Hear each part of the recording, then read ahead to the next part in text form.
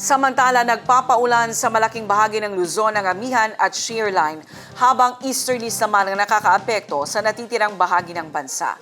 Samantala, wala namang na-monitor na LPA o bagyo ang Pag-asa sa loob at labas ng PAR. Ang ulat panahon mula kay Jen Garcia. Sa weather bulletin mula sa Pag-asa, makikita sa ating iWeather Center na tatlong weather system ang kasalukuyang umiiral sa bansa.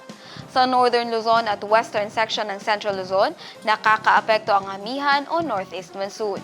Shear line naman ang nagdudulot ng pag-ulan sa Eastern section ng Central Luzon.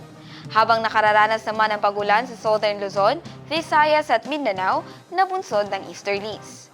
Samantala, wala namang nakikitang LPA o bagyo ang Pag-asa sa loob at labas ng Philippine Area of Responsibility.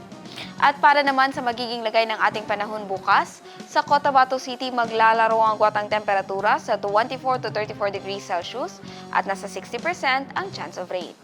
Sa Maguindanao, papalo ang agwatang temperatura sa 22 to 31 degrees Celsius at nasa 60% ang chance ng pag-ulan.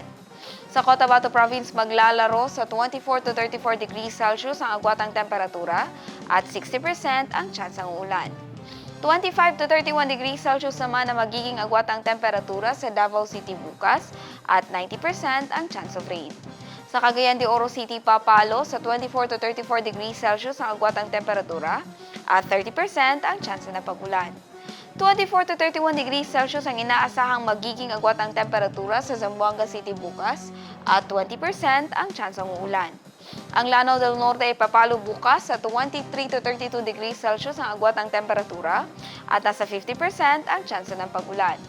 Habang sa Lanao del Sur naman ay makakaranas ng 21 to 27 degrees Celsius ang agwatang temperatura at nasa 60% ang chance of rain. Ang araw ay sumikat kaninang 6:40 ng umaga at lumubog ng 5:30 ng gabi. At yan ang latest mula sa ating iWeather Center. Jen Garcia, iMinds, Philippines.